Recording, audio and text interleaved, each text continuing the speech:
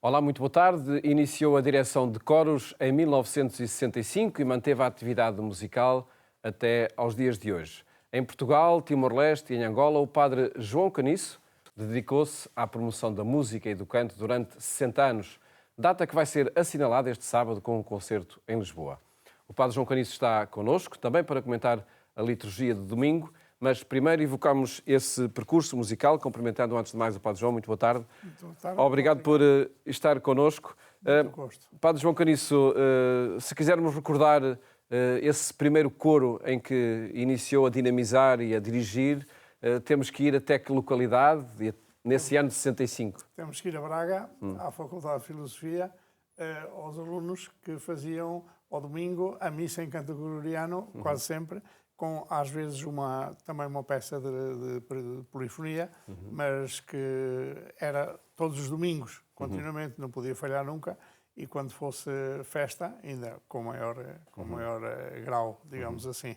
E ao longo do seu percurso, desde há muito tempo, que esta sensibilidade para a música levava não só a participar, mas a dinamizar, a congregar em torno do tema. A dinamizar praticamente só nessa altura, porque foi quando fui nomeado e, portanto, porque até aí eu era cantor, embora fez o curso de 5 anos de canto gregoriano e, portanto, estava super dinamizado para isso. E, além disso, todos os domingos, há vários anos que fazia a liturgia em canto gregoriano. Portanto, com alguma peça também de polifonia à mistura no ofertório ou no fim da missa, mas de qualquer maneira era sempre o prato forte, digamos assim, era o canto gregoriano. E, de facto, foi esse ano que me levou a ganhar uma experiência muito grande e a animar-me mais. Não que eu quisesse algum dia, sonhasse ser maestro, mas sonhava era dedicar-me à música, fosse onde fosse e como fosse. Não é? E como tem acontecido, não é, ao longo de 60 anos, e desde logo, depois de Braga, em Timor-Leste. Depois de Braga fui fazer o meu estágio de magistério em Timor e aí tive 3 anos em cheio de professor de música no seminário, professor diretor do coro. Além disso, o seminário em Dili tinha também a missão de cobrir todas as solenidades da Catedral e, portanto, onde fosse o Bispo ou alguma solenidade, nós tínhamos que saber recorrer lá. Portanto, a atividade musical era bastante grande, bastante grande. Aconteceu, tanto em Braga como em Timor-Leste, a dinamização da música em ambiente de seminário e ambiente educativo, não é? Sim, sim, sim. E tinha aí a música uma componente essencial na formação? Tinha muito, ali em Timor, muito grande, porque, além disso, eu tinha 5 órgãos, pequenos órgãos de aprendizagem, que um antecessor meu tinha comprado na Alemanha por uma benfeitoria de uma diocese da Alemanha e, portanto, eu, nos intervalos das aulas à semana, passava pelos 14 ou 15 iniciadores de órgão, em que eu tinha um caderno que apontava as lições todas e, enfim, acompanhava-os sempre e, por isso, alguns deles em Timor foram organistas, até um foi diretor do conservatório, morreu há pouco tempo, mas, de qualquer maneira, criaram-se ali coisas interessantes. Ficou essa raiz que foi crescendo. E também no percurso de vida do Padre João, depois como sacerdote, manteve sempre essa ligação à música. Sempre. Depois seguiu-se Lisboa, não é? Portanto, quando estudei Teologia, trabalhei na Igreja dos Anjos, onde, onde se fundou o coro do Nosso Senhor dos Anjos. A partir daí, comecei depois da ordenação em Roma, também colaborei num coro lá em que o maestro me convidou para adjunto dele. E depois, quando voltei, comecei a colaborar na Basílica da Estrela e aí também se fundou o coro da Basílica da Estrela e, ao mesmo tempo, comecei aquele coro, um coro especial que fazia gravações, que chamava-se Novos Tempos, para os paulistas, onde se começaram a fazer gravações que, ao fim destes anos todos, chegaram a nada mais, nada menos que a 37 discos gravados. É uma coisa... Fica esse olhando registro. para trás, nem quero acreditar. Em diferentes coros, em diferentes circunstâncias, mas que soma coros, com diferentes 37 orquestras, registros. com diferentes organistas, com orquestras, pequenas orquestras, até uma vez uma grande orquestra, outra vez só piano e outras vezes, algumas vezes com órgão também, para coisas muito diferentes, todas elas ou pedagógicas com crianças ou religiosas. Podemos referir que um dos grandes contributos e uma das grandes dinamizações que tem no seu percurso musical são os coros da Rádio Renascença. Bem, isso foi um núcleo muito bom, porque na realidade o ambiente era muito bom, a direção da Rádio Renascença favorecia muito e a adesão do público era muito grande. O coro da Rádio Renascença adulto, quando começou, eram 108 ou 109, depois fixaram-se em 80. Ora, um coro com 80 vozes, a gente ia cantar para o interior de Portugal, que nos convidavam, é sempre 2 autocarros, é sempre uma coisa... Depois, passados um ano ou 2, os pais, os próprios cantores queriam que os filhos deles fossem... Então, fundou-se um coro infantil que teve 2 partes. Uma parte das crianças que eram de 1 até ao 4º ano e outra parte, 4º, 5º e 6º, que eram 40 crianças e cada um dava 80, tantos como o coro adulto. O coro adulto depois fixou-se em 60, mais ou menos. De qualquer maneira, era um coro onde aparecesse era sempre brilhante, porque era juventude, porque era gente animada e porque estavam numa instituição de grande apoio e de grande entusiasmo. Estamos a falar em 14 anos de 14 dinamismo, anos do não é? coro adulto, 12 anos do coro infantil. Sim. E depois 2 anos do coro juvenil, Juvenil. porque estes jovens cresceram e exigiram Claro. para eles também um coro. Só que depois os superiores mandaram para Angola como missionário. E o que é que aconteceu ao coro? Entreguei o coro a outras pessoas, mas em menos de 2 anos, infelizmente, não conseguiram aguentar e paciência. Em todo caso, que foi entre 84 e 98, não é? O coro adulto. Sim. Que escola constituiu pela projeção que tinha, pelas presenças também mediáticas? Escola não direi, mas de qualquer maneira influência em muitos sim, porque tivemos muitos convites de muitos outros coros, a criação de laços de amizade, até associações. Não quero esquecer que o primeiro disco que a gente gravou, o segundo, foi com a Câmara Municipal de Bom Barral. Uma coisa muito bonita que fizemos, até e depois, bom, não vou contar aqui que não há tempo, de qualquer maneira foi muito agradável. E noutros sítios, sei lá, lembro-me uma ida ao Algarve que foi também muito bem acolhida e muito bem compensada e correu lindamente. Sei lá, uma ida a Valladolid, a Espanha, a Salamanca, que também foram maravilhosas. O coro juvenil teve uma ida a Bruxelas, à CEE, que foi também, para os jovens ficaram entusiasmadíssimos. Enfim, houve momentos de grande... E depois, sobretudo, o acolhimento que o pessoal da Rádio Renascença nos fazia era também muito simpático. Faziam parte da casa, não é? Desde as pessoas da redação, que, coitadas, quando queriam pôr o noticiário, tinham que nos mandar calar. Porque os ensaios eram lá na Renascença, não é? Era no salão grande que tinham lá de acolhimento. Até o próprio pessoal da sala de jantar e tudo, era tudo uma simpatia muito grande por nós todos. E muitos criavam até relações de amizade entre eles. Foi muito agradável. E, enfim, neste percurso biográfico musical, é enviado então para Angola, acredito que continua a ligação musical, mas sobretudo depois é aqui no regresso que retoma... Angola constituiu um coro na universidade, onde Universidade Católica. Eu era assistente eclesiástico, era professor também de lá de uma cadeira. De qualquer maneira, a universidade estava a começar e constituímos um coro que, quando se apresentou pela primeira vez na Catedral, era com 104 membros. Esse coro fez agora, há um ano, fez 25 anos de existência. Chegou-me a convidar para ir lá, mas mantenho uma relação com alguns, mas e com os maestros atuais. De qualquer maneira, a vida é diferente. Depois, no regresso a Lisboa, foi o coro de Santo Inácio que... No regresso a Lisboa foi muitos do coro da Renascença com saudades, disseram vamos continuar. Então fundámos no Colégio São João de Brito, com o apoio dos jesuítas e da direção do colégio, este coro de Santo Inácio que ainda vive e que é o que está na base desta festa que vamos fazer amanhã. E que nos fez chamar alguns antigos, ainda da Estrela, ainda da Renascença, ainda de Novos Tempos, enfim, alguns antigos, e vamos fazer uma obra que nos dignifica, que é a oratória Jefté, de Giacomo Carissimi, que nos vai, enfim, com a colaboração também, sobretudo, do organista António Duarte e da cantora Ana Paula Russo, que nos vão ajudar com alunos delas também, e pensamos que vamos fazer uma boa festa. Será, portanto, neste sábado à tarde, não é? É às 4 horas. Às 4 horas. Na igreja do Colégio São João de Brito, no Lumiar.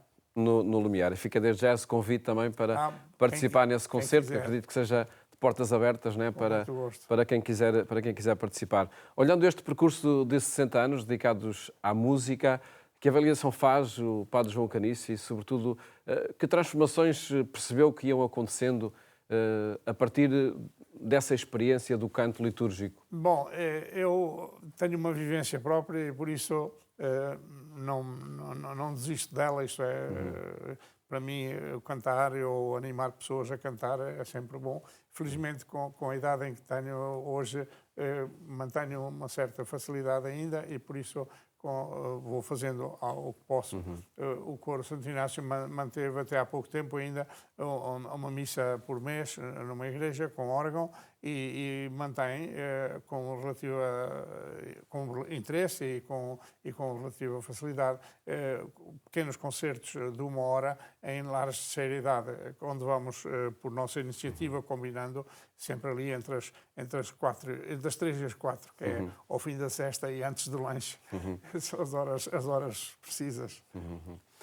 Gostava de ouvir o Padre João sobre este tema da música e da música litúrgica e coral, sobre 2 questões. Uma delas tem a ver que fronteira é possível traçar entre o culto e a cultura, entre a celebração e a apresentação. Olha, de um... Estamos num tempo bom, para muitas coisas, porque a cultura da música hoje faz-se são menos pessoas a cultuar a música como eram que há uns anos atrás, mas fazem-na de uma maneira se calhar mais profunda e mais abrangente até.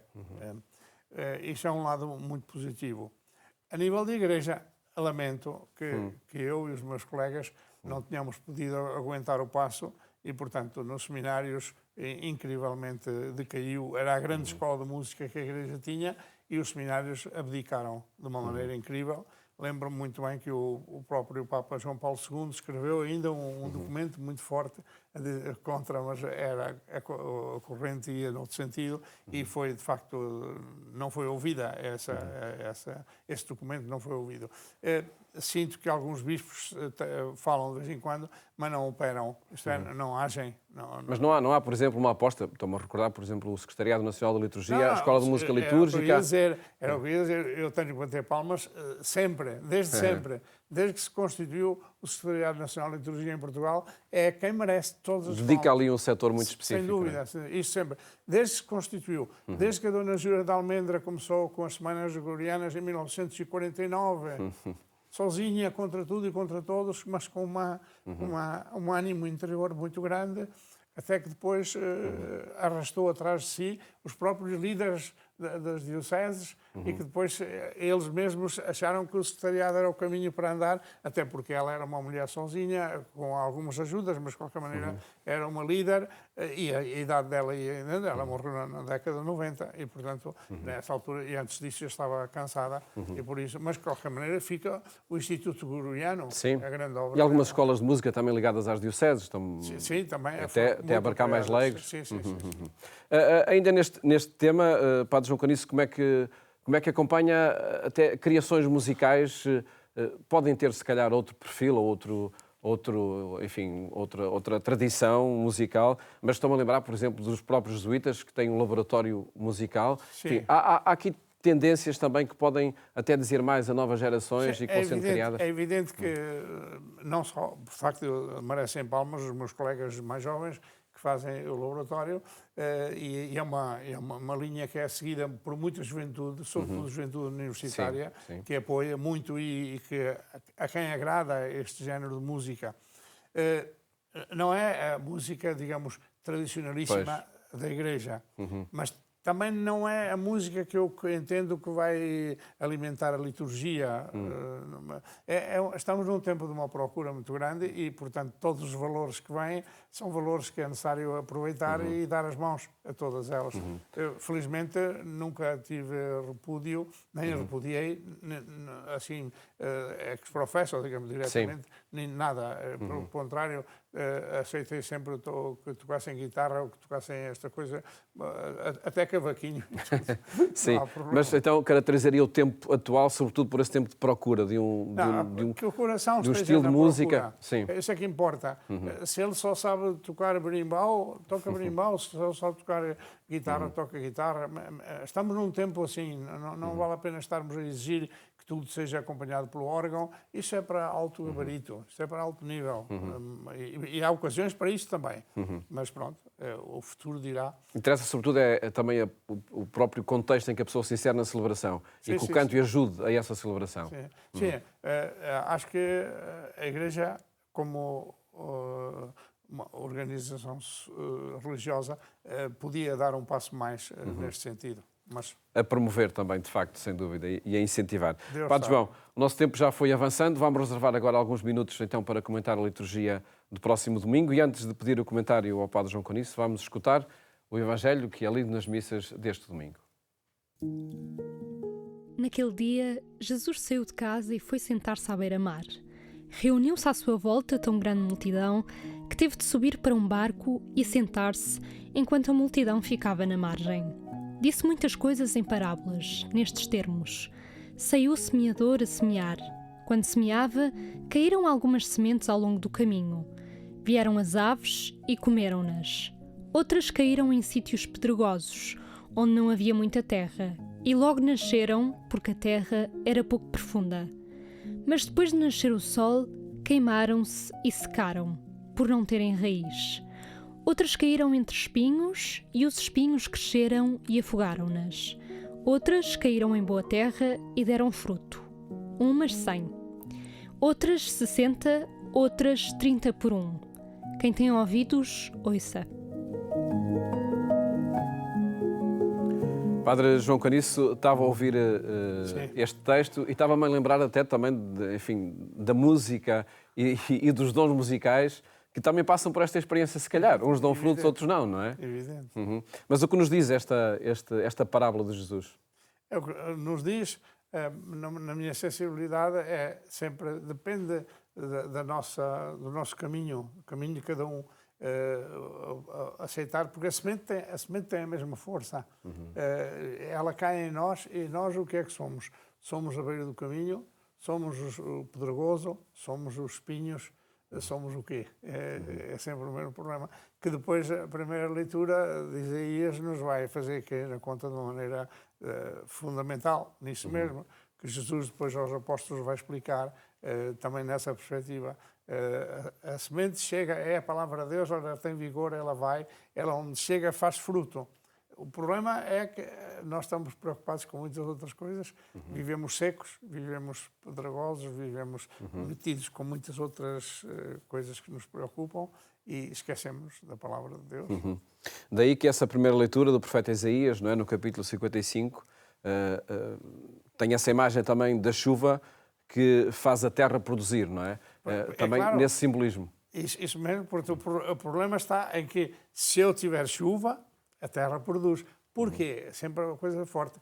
Tu tens a palavra de Deus, ela dá fruto, ela funciona. És tu que falhas. São os teus interesses pessoais, é o teu dinheiro, é o teu egoísmo, é a tua vaidade, é a tua preocupação com coisas fúteis, enfim, tudo isso é que nos agarra a esta vida tantas vezes de uma maneira desequilibrada e que nos dificulta a ouvir a palavra de Deus. Por isso eu agora como sou mais velho, também sinto, de alguma maneira, graças a Deus o ambiente faculta muito, mas de qualquer maneira sinto também que os mais velhos são muito postos de lado,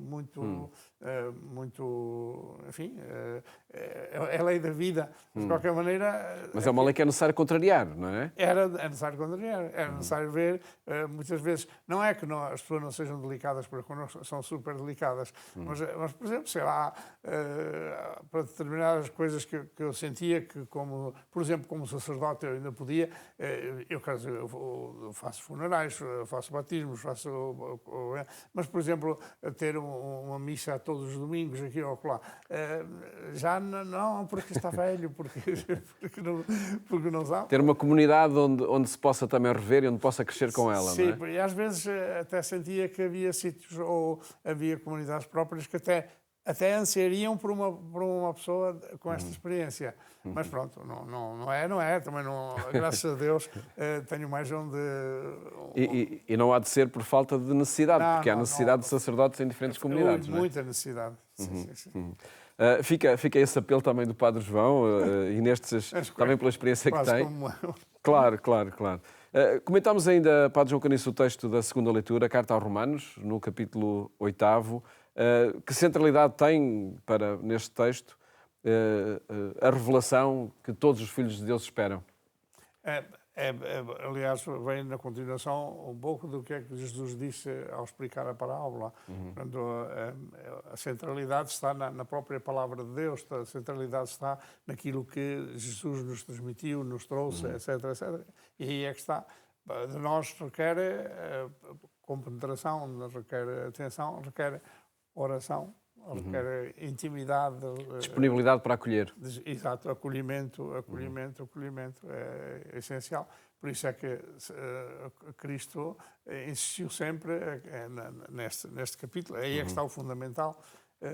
Nós, para nos distrair, temos muita coisa de manhã até à noite. Agora, para nos compenetrar daquilo que é a bondade do coração, a doçura, a capacidade, como Jesus diz, aprender de mim que sou manso e humilde, essa é que é a grande solução, e nós estamos sempre a aprender para fazermos as nossas coisas, para que nos tenham respeito, que nos tenham assim, que tenham assado, e vingar as nossas coisas e esquecermos de pôr as dos outros à frente. E sem dúvida que o concerto que vai acontecer na tarde deste sábado será também uma ocasião para definir essas prioridades e para acolher a palavra de Deus, como dizia o Padre João Caniço. E a terminar, recordo então que quem quiser, enfim, viver esta festa com o Padre João Caniço, 60 anos de percurso musical, de vida musical, pode participar neste concerto que acontece na Igreja do Colégio São João de Brito, este sábado, às 4, onde se vai apresentar então a história de Jefté, não é? Oratória de Jefté. Jefté da Bíblia, sim. Muito bem. Fica então esse convite para quem quiser. Parabéns ao Padre João por este percurso musical. Muito obrigado. E até uma próxima oportunidade aqui no programa Eclésia ou noutra circunstância. O programa Eclésia fica por aqui e a terminar. Recordo que pode rever este e os programas que partilhamos consigo aqui na RTP2 e também na RTP Antena 1 em eclésia.pt. Votos de uma ótima jornada, bom fim de semana, até à próxima segunda-feira, se Deus quiser.